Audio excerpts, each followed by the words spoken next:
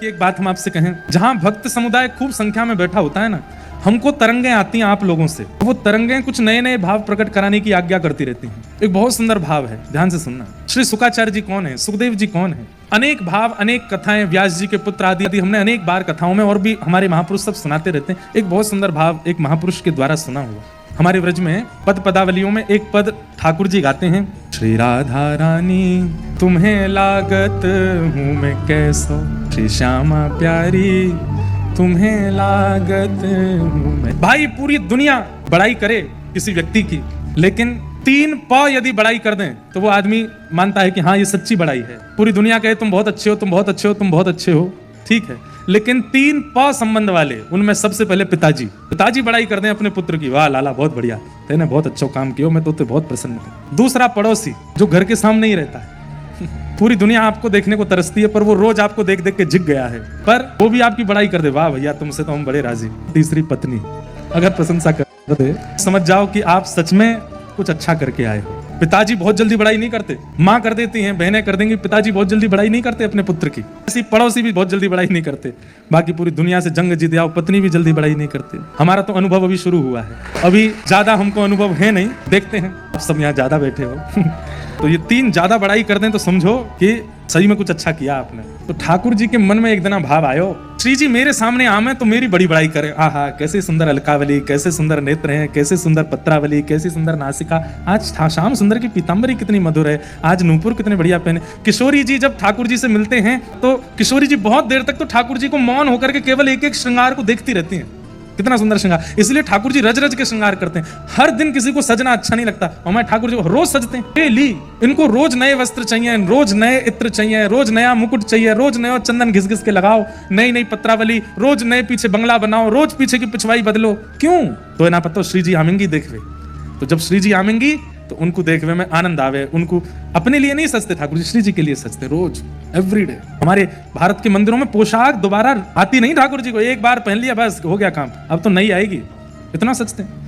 तो श्री जी भी खूब प्रशंसा करती हैं, आज बहुत मधुर लग रहे हैं, बहुत अच्छे लग रहे हैं। ठाकुर जी ने मन में विचार किया ये मेरे मुंह पे तो बड़ाई करें, पर असली प्रशंसा तो मैं तब मानूं जब मैं उपस्थित नहीं हूं, तब ये क्या कहती है मेरे बारे में, वो मुझे सुनाई दे, तो उसके लिए मैं क्या करूं। मेरे बिना जब श्री जी बैठती हैं तब क्या चर्चा करती हैं, क्या सोचती हैं, वो मुझे पता चले। ठाकुर जी ने योजना बनाई, मधुमंगल को सखी बनाया, मधुमंगल को नथनी पहनाई, कानन में कुंडल पहना दिए, ओढ़नी पहना दी, बढ़िया सुंदर उसका श्रृंगार उंगार करके बाल वाल आगे कर दिए। ए मधुमंगल बोला हाँ श्री जी के समूह में चला जा, वहां बैठ करके बस ये सुनना कि वो मेरी अनुपस्थिति में मेरी क्या बात करती है, वो मुझे आके बताना। पहले बार तो मधुमंगल सखी बन के वो जैसे चलने लगा तो उसकी चाल ऐसी मर्दानी वाली, ठाकुर जी बोले ऐसे नहीं चलना, 2 मिनट में पकड़ा जाएगा, थोड़ी चलना अदब से चले, ऐसे चलते हैं, सिखाया उसको। मधुमंगल थोड़ी दूर गया, लौट के आ गया, बोले लाला, बोले एक बड़ी दिक्कत है, बोले कहा मोए हर 15 मिनट में भूख लगे और माँ श्री जी क्या मैं कौनते मांगूंगा। ठाकुर जी बोले तो मैं खवा के भेज रहा हूँ, खूब सारो खवा के भेज रहा हूँ, और तू लौट के आएगा फिर दोबारा सबरो खवाऊंगा, माँ मत बोलियो कोई थे। मधुमंगल को खूब खवा पवा के भेजो, पहुंच गयो। श्री जी के साथ में इतनी सखियां चलती हैं कि कोई एकाध नहीं आ भी जाए तो पता नहीं चलता। तो मधुमंगल सखी बन के आ गया, श्री जी के समूह में आकर के चलन लगो। थोड़ी देर में भूख लगी आई उसको। अब भूख में जब व्यक्ति आता है तो उसको और कुछ फिर पता नहीं चलता, और जिसको बहुत भूख में, कई लोग ऐसे होते हैं कि भूख में मौन हो गए, भूख में व्याकुल हो रहे हैं, कई लोग हंसते हैं, पानी वानी पी लेते हैं भाई भूख। लेकिन कई लोगों का मैंने स्वभाव देखा, आपके भी झुंड में या परिवार में या मित्र में एक ऐसा होगा, उसको गुस्सा बहुत आता है, उसको भूख लगती है तो वो चिड़चिड़ाता है, गुस्सा आता है कि मुझे कुछ दो खाने को। मधुमंगल ऐसी स्थिति में आ गया कि महाराज सखियों को कौन ही मारे, सखियां कहें अरे तू कौन सी है, मुझे बात मत करे, और सबको झटकावे। बोले ऐसी सखी तो कोई नहीं हमारे समूह में। ऐसे तैसे करके महाराज मधुमंगल ने 2-2.5 घंटे निकाले, फिर भागा वापस। ठाकुर जी यहाँ चाव में बैठे थे, 56 भोग मंगा करके। मधुमंगल दौड़ा आ रहा है सामने से। मधुमंगल बैठ जा, लाला सही में बता कहा बात सुन के आए हो, श्री जी कहा कह रहे। बोले पहले मुझको खवा दे। बोले ले तू पुआ खा, माल पुआ खा, रबड़ी खा, कलाकंद खा, ये खा वो सब खवाए, अब बता कहा बात है। बोले लाला मैं भूख में इतना व्याकुल भयो कि मैंने कभी सुनो ही नहीं, मैं 2 घंटा बैठ के आया। ठाकुर जी बोले दारी के अब तू 2 दिन व्रत करेगा, कुछ नहीं मिलेगा तुझको। ठाकुर जी ने और भी कई उपाय अपनाए, लेकिन किसी भी उपाय से अनुपस्थिति में श्री जी क्या बात करती हैं ये नहीं सुनाई दिया। तो एक दिन ठाकुर जी ने एक तोते का रूप धारण किया, एक सुख बन गए। अरु छाओ तीर यमुना के सुआ पढ़ावत डोले, सुख बन गए ठाकुर जी। और सुख बन करके जिस मार्ग से श्री जी जा रही हैं उस मार्ग में एक वृक्ष पर ठाकुर जी जाकर के बैठ गए। और जैसे ही किशोरी जी आई तुरंत वो तो कृष्ण कृष्ण, और जैसे तोता बोलता है कृष्ण कृष्ण कृष्ण, वैसे बोलने लगे। श्री जी को नाम इतना प्रिय है ठाकुर जी का, इतना प्रिय है कि कोई एक बार बोल दे तो श्री जी उसको पास बैठा लेते हैं कि मेरे कान में तेरा स्वर जा तो रहे, बोल तो रहे। जैसे ही कृष्ण कृष्ण शब्द सुना, श्री जी ढूंढने लगी, तोता को ऊपर देखा, खूब सारे फल लेकर के आई, फल का प्रलोभन देकर के तोता को नीचे बुलाया, अपनी गोद में लेकर के सहलाने लगी।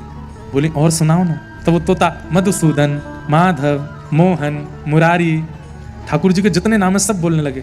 और श्री प्रिया जी इतनी भाव निमग्न हो गई, वो तोता कभी यहाँ बैठे यहाँ बैठे यहाँ बैठे, कोई और थोड़ा ही है, ठाकुर जी है। सो श्री जी ने कहा क्यों, ललिता विशाखा से कही एक मणि को पिंजरा बनवाओ और ये मेरे संग सदा रहेगा, ऐसी योजना बनाओ।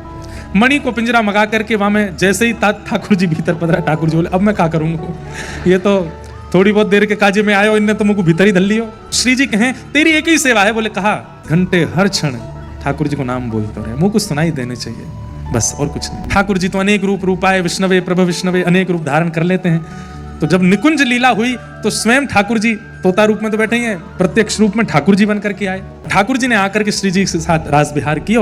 अचानक ठाकुर जी चिंता में बैठे तो श्री जी बोली हे श्याम सुंदर आप इतने चिंतित क्यों। बोले कलिकाल प्रारंभ हो गया है और इस कलिकाल के प्रारंभ में मेरी भक्ति का प्रचार करने के लिए इस संसार में किसी को भेजना है, मैं सोच रहा हूं किसको भेजूं। श्री जी बोली आप क्या गुण देखते हैं उसमें जो आपका जाकर के प्रचार करे। तो ठाकुर जी बोले जो 24 घंटा मेरो आपको स्मरण करते हो वो ही नीचे जाके प्रचार कर सकता है। तब किशोरी जी तुरंत उस मणि पिंजरे को लेके आई, बोले ये तोता बढ़िया है, बहुत सुंदर, देखो 24 घंटा आपको नाम गाते रहे।